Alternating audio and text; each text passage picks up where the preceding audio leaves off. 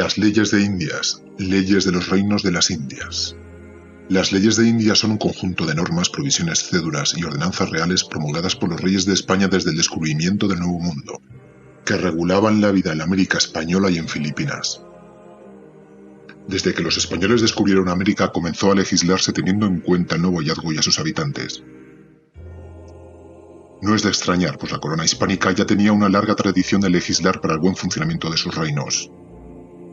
Así, las bases legales para la conquista de América por los españoles fueron establecidas en las bulas alejandrinas, así llamadas por ser promulgadas por el Papa Alejandro VI en 1493. En ellas se reconocía el derecho de los españoles a la conquista supeditada a la evangelización. La corona hispánica fue más allá y continuó creando leyes específicas de protección a los indígenas, así como adaptando la legislación ya existente en los reinos peninsulares a las Indias occidentales. Hagamos un repaso. La primera persona destacada en comprobar la aplicación de las leyes de la corona hispánica al Nuevo Mundo fue el propio Cristóbal Colón, cuyo espíritu de navegante y comerciante genovés le llevó a esclavizar a indígenas al no encontrar otras riquezas,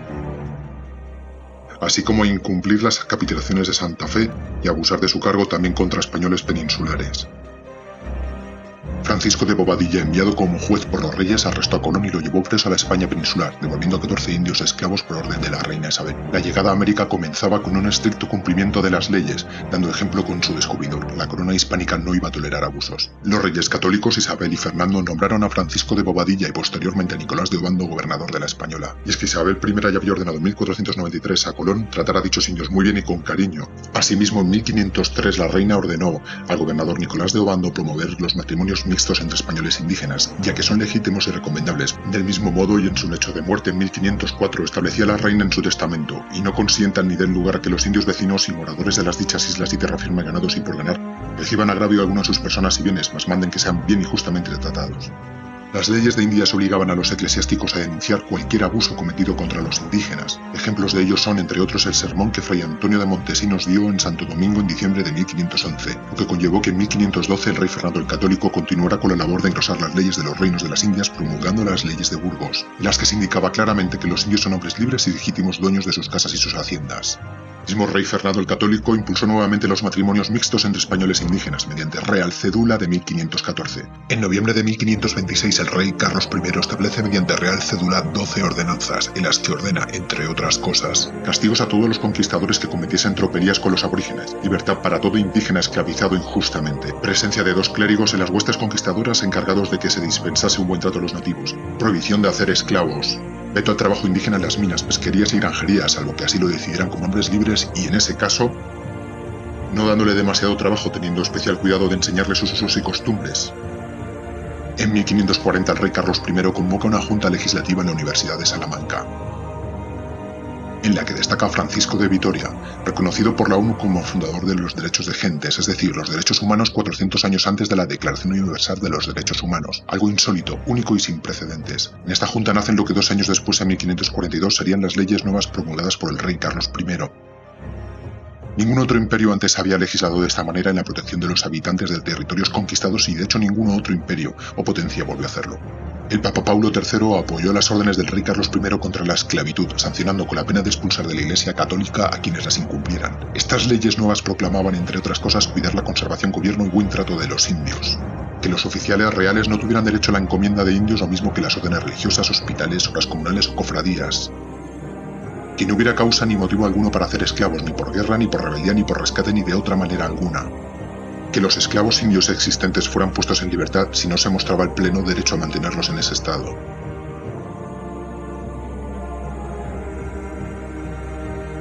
que se acabara la mala costumbre de hacer que los indios sirvieran de cargadores sin su propia voluntad y con la debida retribución,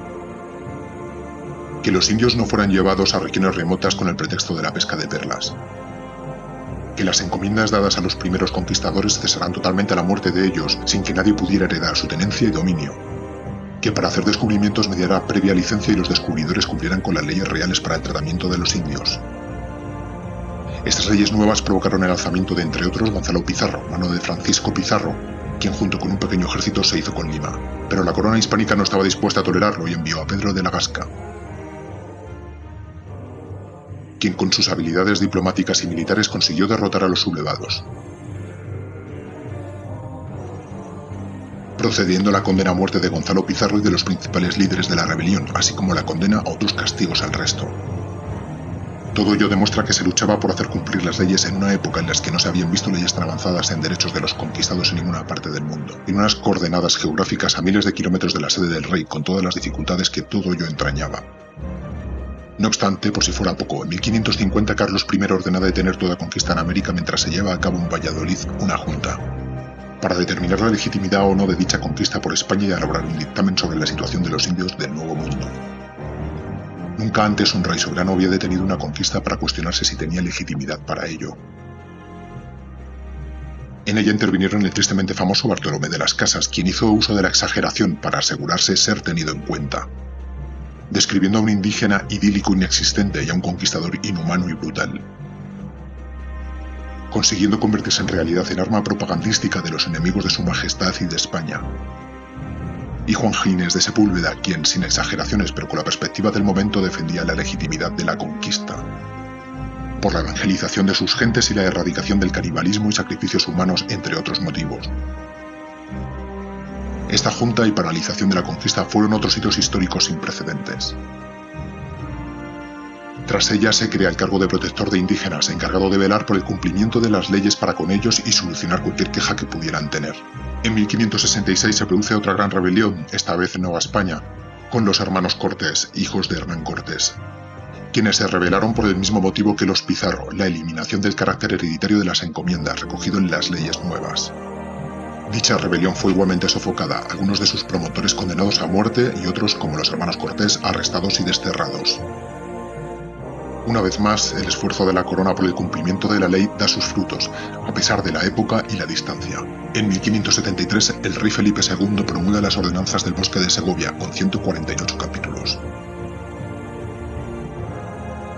Y por este medio y otros que parecieron más convenientes se vayan siempre pacificando y doctrinando a los naturales, sin que por ninguna vía ni ocasión puedan recibir daño, pues todo lo que deseamos es su bien y conversión. Y en 1595 se aplica a las leyes de Indias el Edicto Real de 1593, que establecía por primera vez en la historia la jornada laboral de 8 horas, y hubo muchas más leyes y ordenanzas incorporadas a las leyes de Indias. A todo lo anterior hay que añadir los juicios de residencia, un procedimiento judicial del derecho castellano ya usado en la España peninsular y que también se aplicaba en las Indias occidentales. Ya en 1501 a Nicolás de Obando, recién nombrado gobernador de las Indias, se le encargó que residenciara a su antecesor Francisco de Bobadilla durante 30 días. Desde ese primer juicio hasta el último realizado en 1812, cientos de funcionarios destinados en las Indias se sometieron al juicio de residencia. Dicho procedimiento consistía en que al término del desempeño del funcionario público se sometían a revisión sus actuaciones y se escuchaban todos los cargos que hubiesen en su contra. El funcionario no podía abandonar el lugar donde había ejercido el cargo ni asumir otro hasta que concluyese este procedimiento. Dicho juicio de residencia se realizaba a toda clase de funcionarios, desde virreyes hasta alcaldes y alguaciles. Así, por ejemplo, don Pedro de Heredia, en el segundo juicio de residencia de los 4 que tuvo, fue condenado. Sus bienes fueron confiscados y estuvo en prisión un tiempo junto con su hermano. También se dio el caso de que un oidor de Perú abandonó su puesto un día antes de acabar el proceso de residencia para volver a España, y que a pesar de ser inocente tuvo que volver a Lima para rendir el día de servicio que le faltaba. Otro caso famoso de juicio de residencia es el del virrey Solís, uno de los más largos y voluminosos. 6 meses de investigación en más de 40 pueblos y ciudades y más de 20.000 folios de instrucción. Queda demostrado, con datos y hechos históricos, que se legisló y mucho para la protección de los indígenas en América y Filipinas, que fueron leyes sin precedentes y revolucionarias que otras naciones ni hicieron ni aplicaron jamás,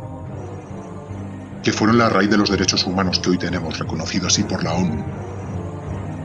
y que se realizaron grandes esfuerzos por su cumplimiento a pesar de todas las dificultades temporales y geográficas,